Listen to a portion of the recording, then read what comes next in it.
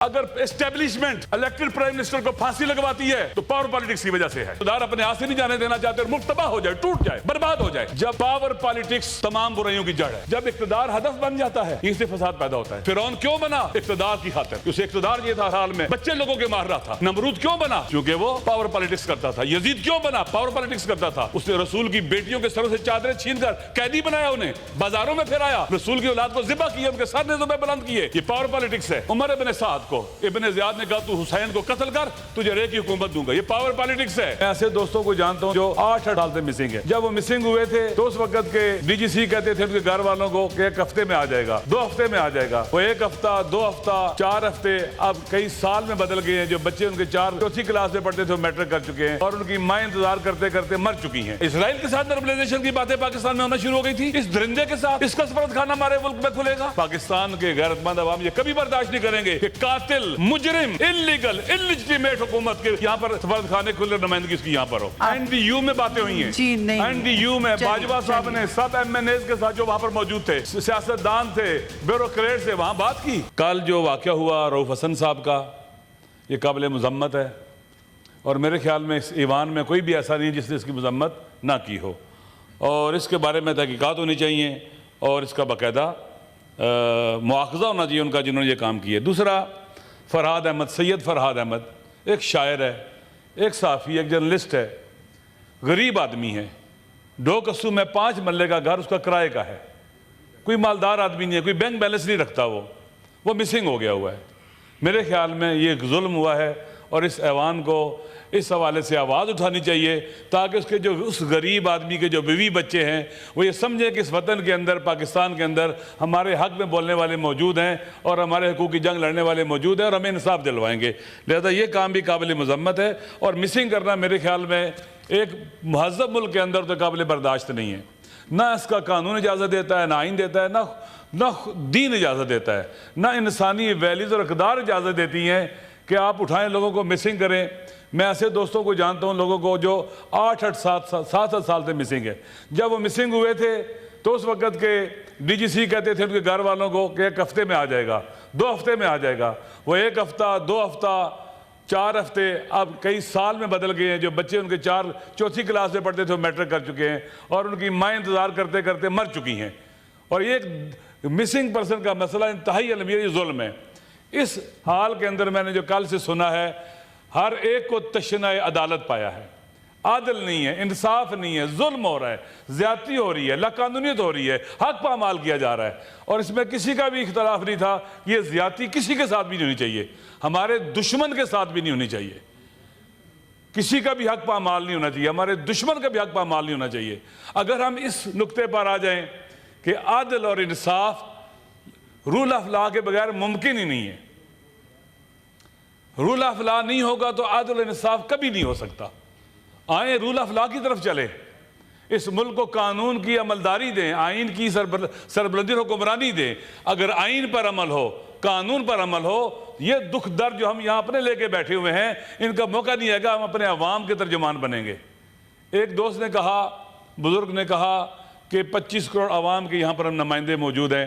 جس حال سے ہمارے عوام گزر رہے ہیں, پاکستان کے عوام, جس مہنگائی کے, بجلی کے بل دیکھ لیں, آپ سب معاشرے میں رہتے ہیں, میں بھی معاشرے میں رہتا ہوں, بے روزگاری کو دیکھ لیں, مشکلات کو دیکھ لیں, تعلیمی سہولتیں ان کے لیے نہیں ہیں, ہیلتھ کی سہولتیں نہیں ہیں, مہنگائی کی چکی میں پس رہا ہے ہمارا معاشرہ طبقہ جو ہے.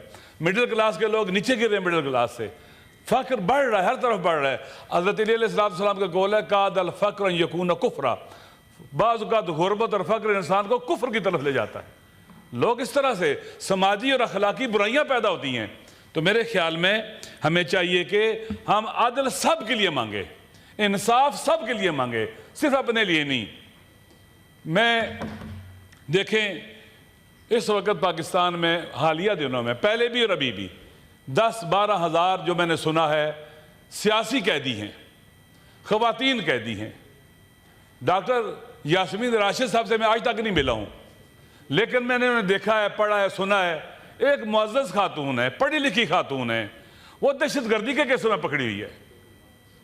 عالیہ حمزہ صاحبہ کے والدہ میرے گھر آئیں, ایک انتہائی کیا اسے کہتے ہیں کہ پڑھی لکھی خاتون، سکول ٹیچر، ہیڈ ماسٹر، وہ اپنی بچی کے لیے کہہ رہی تھی کہ میری بچی کے لیے آواز اٹھائیں۔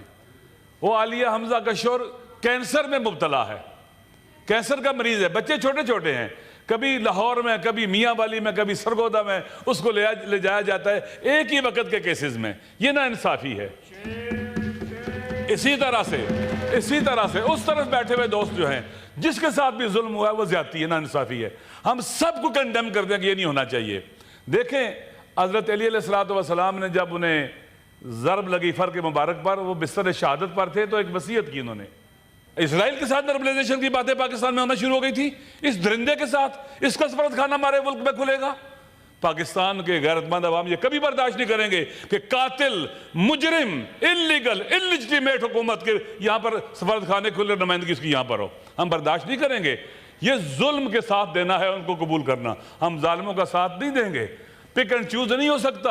سینیٹر صاحب، آپ کس سفارت خانے کی بات کریں؟ اسرائیل کا کوئی سفارت خانہ؟ بات ہو رہی تھی نارملائزیشن کی، بات ہو رہی تھی، NDU میں باتیں ہوئی ہیں۔ جی نہیں، NDU میں باجوہ صاحب نے سب MNAs کے ساتھ جو وہاں پر موجود تھے، سیاستدان تھے، بیوروکریٹ سے، وہاں بات کی۔ لہذا بہرحال مجھے خوشی ہے کہ آپ کہہ رہی ہیں کہ یہاں پر کوئی بھی نارملائزیشن کی طرف بات نہیں جائے گا، اور ہمارا سینٹ اس کے مقابلے میں کھڑا ہو جائے گا انشاءاللہ۔ جی انشاءاللہ۔ اسی طرح سے وزیر اس وقت بیٹھے، وہ آپ وائنڈ اپ کریں تو وضاحت کریں گے۔ جی میں ختم کرتا ہوں انشاءاللہ۔ ایمل صاحب، میں اسی طرح سے پلیز، تو رول آف لا کہاں ہے ہمارے ملک کے اندر؟ آپ سارا دن دیکھتی ہیں، کیا پولیس والا جب پکڑتا ہے کسی کو، پکڑنا حق ہے اس کا، جب اس پہ منہ پر تھپڑ مار رہا ہوتا ہے تو رول آف لا وہاں ہوتا ہے؟ ایک انسان کی تحقیر و توہین، جسے اللہ نے کہا لَقَدْ كَرَّمْنَا بَنِي آدَمَ، میں نے انسان کو کرامت دے کے خلق کیا ہے۔ ظالم ترین انسان کے منہ پر بھی تھپڑ نہیں مارا جا سکتا۔ یہ رول آف لا نہیں ہے، لا کو اپنے پاؤں تلے پامال کیا گیا ہے۔ اس وقت اس ملک کی جو سب سے بڑی بیماری ہے اور رول آف لا کا نہ ہونا ہے، آئین پر عمل نہ ہونا ہے۔ میں چند دن پہلے میں چمن گیا تھا، چمن بارڈر پر گیا تھا۔ میں نے دیکھا وہاں ہزاروں لوگ دھرنے میں بیٹھے ہوئے ہیں، مظلوم ہیں، ان کی آواز کوئی نہیں سن رہا۔ کہتے کیا ہیں کہ کچھ لوگ ادھر رہتے ہیں، بارڈر سے زمینیں ادھر ہیں، ان کا آنا جانا تھا، روزگار بھی لگا ہوا تھا، انہیں کہا گیا پاسپورٹ بنواؤ اور ویزے لگوا کے آؤ جاؤ۔ حالانکہ میں نے سنا کہ ایران کے ساتھ جو پاکستان کا بارڈر ہے، وہاں پر ایک ٹریول لیٹر ملتا ہے یا کوئی اس طرح کی چیز ملتی ہے جس پر وہ آتے جاتے ہیں۔ تو کیا یہ ہزاروں لوگ وہاں پر بیٹھے ہوئے ہیں کئی مہینوں سے، گرمی میں سردی میں، ان کی آواز کیوں نہیں سنی جاتی ہے؟ رول آف لا ہے؟ کوئی سن رہا ہے ان کی بات؟ اور لا کس لیے ہوتا ہے؟ سموتھ موو کرنے کے لیے، ہرڈل کھڑے کرنے کے لیے نہیں لا بنایا جاتا، قانون نہیں بنایا جاتا، وہ لا چلتا ہی نہیں ہے۔ اسی لیے قانون شکنیں بھی پیدا ہوتی ہیں کہ جب آپ ایسا لا بناتے ہیں جو افراد کو دیکھ کر، چند لوگوں کو دیکھ کر بناتے ہیں، تو وہ لا قانون آگے نہیں بڑھتا ہے۔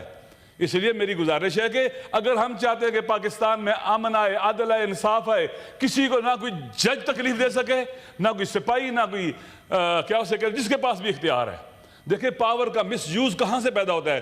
میڈم، میں نے جو پڑھا ہے، مطالعہ کیا ہے، میں IR کا بھی اسٹوڈنٹ ہوں، پولیٹیکل سائنس کا بھی اسٹوڈنٹ ہوں، میں خود فلسفے کا استاد بھی ہوں، میں فقہ کا بھی استاد ہوں، پڑھاتا رہا ہوں۔ جب پاور پالیٹکس تمام برائیوں کی جڑ ہے، سیاست کی تعریف کیا کرتے ہیں آپ کہ اقتدار کے اصول کی خاطر جو سعی و تلاش کی جاتی ہے اسے سیاست کہتے ہیں آپ لوگ۔ اقتدار کے اصول کی خاطر جب اقتدار ہدف بن جاتا ہے، مقصد بن جاتا ہے، یہیں سے فساد پیدا ہوتا ہے۔ فرعون کیوں بنا؟ اقتدار کی خاطر، کہ اسے اقتدار یہ تھا، ہر حال میں بچے لوگوں کے مار رہا تھا، ماؤں کے بچے جو بیٹا پیدا ہو رہا تھا خطرہ تھا، اس کو ذبح کر دو۔ نمرود کیوں بنا؟ چونکہ وہ پاور پالیٹکس کرتا تھا۔ یزید کیوں بنا؟ پاور پالیٹکس کرتا تھا، اس نے رسول کی بیٹیوں کے سروں سے چادریں چھین کر قیدی بنایا، انہیں بازاروں میں پھرایا، رسول کی اولاد کو ذبح کیا، ان کے سر نیزوں پہ بلند کیے۔ یہ پاور پالیٹکس ہے۔ عمر ابن سعد کو ابن زیاد نے کہا تو حسین کو قتل کر، تجھے رے کی حکومت دوں گا۔ یہ پاور پالیٹکس ہے۔ اس ملک کے اندر جو کچھ بھی ہو رہا ہے، اگر پالیٹکس پاکستان کا آئین، یہ پاور پالیٹکس کو پاکستان کا آئین ممنوع قرار دیتا ہے۔ آپ کا آرٹیکل 1 کہتا ہے کہ حاکمیت اعلیٰ اللہ کی ہے، اقتدار اعلیٰ اللہ کا ہے، ہم اس کے مالک نہیں ہیں، ہمارے پاس امانت ہے۔ دیکھیں جب کوئی بچہ پیدا ہوتا ہے، باپ اس کا ولی ہوتا ہے، اولاد کا ولی باپ ہے۔ اللہ نے کہا کہ باپ ولی ہے اولاد کا۔ کب تک ولی ہے؟ جب اولاد کے جو انٹریسٹ ہیں ان کی حفاظت کرے۔ اگر اولاد کے انٹریسٹ کو وائلیٹ کرے، نقصان پہنچائے، اس کی ولایت اللہ کی طرف سے ختم ہو جاتی ہے۔ تو آپ دیکھیے ہمارے پاس اقتدار اللہ اللہ کا ہے, امانت ہے ہمارے پاس, الیکٹڈ ممبروں کے پاس امانت ہوتی ہے وہ پاکستان کے ان کے آئین کے تحت. میں عرض کروں کہ ہم لبرل ڈیموکریسی کی ڈیفینیشن کرتے ہیں کہ عوام کی حکومت عوام کے ذریعے عوام پر. پاکستان کا یہ نہیں کہتا, وہ کہتے ہیں اللہ کی حکومت منتخب صالح صادق امین نمائندوں کے ذریعے عوام پر. حکم اللہ کا چلے گا, حکومت اللہ کی ہوگی. اسی لیے آپ نے کہا قرآن و سنت سپریم ہے, اس لیے آئیڈیالوجیکل کونسل بنائی گئی ہے. تو اقتدار جس کے پاس آتا ہے اس کا مالک نہیں ہے. اگر اسٹیبلشمنٹ الیکٹڈ پرائم منسٹر کو پھانسی لگواتی ہے تو پاور پالیٹکس کی وجہ سے ہے. ججز کو استعمال کرتی ہے, جس کو بھی استعمال کرتی ہے, یہ پاور پالیٹکس کی وجہ سے کہ اقتدار اپنے ہاتھ سے نہیں جانے دینا چاہتے اور ملک تباہ ہو جائے, ٹوٹ جائے, برباد ہو جائے. اس لیے ضروری ہے کہ ہم پاکستان کے آئین کے مطابق چلیں, پاکستان کا آئین جو ہمیں کہتا ہے اس پر عمل کریں. اقتدار امانت ہے, ہم مالک نہیں ہیں, نہ ہمارے بچوں کو مل سکتا ہے نہ اولاد کو مل سکتا ہے. یہ اللہ کی امانت ہے. اگر ہم اس امانت میں خیانت کریں, اس کا مس یوز کریں, اس پاور کا جو اللہ کی امانت ہے ہمارے پاس, تو ہم اس صلاحیت سے ساقط ہو چکے ہیں. ہم غاصے میں اس وقت اللہ کے ہاں جواب دہ ہیں. ان السمع والبصر والفؤاد کل اولئک کان عنہ مسئولا. ہم جو دیکھتے ہیں, جو سنتے ہیں, جو بولتے ہیں, جو فکر کرتے ہیں, خدا کی بارگاہ میں جواب دہ ہیں میڈم. لہٰذا پاکستان کو آئین کے مطابق چلایا جائے. آج جو لوگ جیلوں میں پڑے ہیں, کوئی بھی ہے بے گناہ ہے, پی ٹی آئی کے ہیں, عمران خان صاحب ہیں, یا کوئی اور بھی ہیں, جو بھی بے گناہ ہے, وہ نون لیگ کا ہے, وہ پیپلز پارٹی کا ہے, کسی بھی پارٹی کا ہے, یا کسی پارٹی کا نہیں مظلوم ہے, ہم سب کی ذمہ داری ہے کہ ان کے لیے آواز اٹھائیں, ہم ان کے لیے بولیں. یہاں سے شروع کریں. جب ہم عوام کے لیے بولیں گے, لوگ ہمارے لیے بولیں گے. اگر ہمیں ذرا سی تکلیف ہو جائے, ہم چیخنا شروع کر دیں, لیکن عوام چیخ کر گلے ان کے بیٹھ جائیں, ان کی آواز نہ سنے, وہ ہمارے لیے نہیں بولیں گے, ڈیٹیچ ہو جائیں گے. اور جس حکومت کے ساتھ, جن لوگوں کے ساتھ عوام نہ ہو, پھر وہ ان کے ساتھ کچھ بھی ہو سکتا ہے. آپ دیکھیں حال میں پہنچ چکا ہوا ہے, یہ پاور پالیٹکس کا نتیجہ ہے. پاور پالیٹکس کی وجہ سے پاکستان ٹوٹا ہے.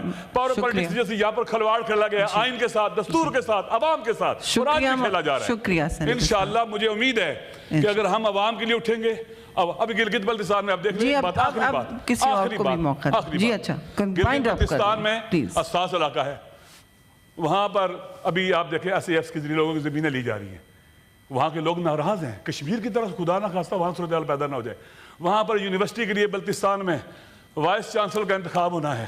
کتنا سوے نہیں ہوا ہے, اور ایک ایسے بندے کو مسلط کیا جا رہا ہے جو لوگ پسند نہیں کرتے, اور اس کے مقابلے میں بہترین لوگ ہیں. کوئی جی سی کا ہے, کوئی یونیورسٹی کا وائس چانسلر رہ چکا ہے, کوئی اور یونیورسٹی کا, ان میں سے کسی کو بنا دیں, لوگ قبول کرنے کو تیار ہیں. جو پہلا ہے وہ وہاں لوگوں کی نظروں میں بدنام ہے, تعلیمی ادارے میں لوگ برداشت نہیں کرتے. میری گزارش یہ ہے کہ ہماری حکومت جو ہے عوام کے ساتھ کھڑی ہو, عوام کی آواز, عوام کے ترجمان بنے, عوام کا ساتھ دیں. اور خدا نہ خواستہ عوام اگر چیز کو ناپسند کرتے ہیں اور اس میں کوئی حرج بھی نہیں ہے, اس سے بہتر. جی شکریہ, آپ کا پوائنٹ بہت وضاحت سے آ گیا, بہت بہت شکریہ.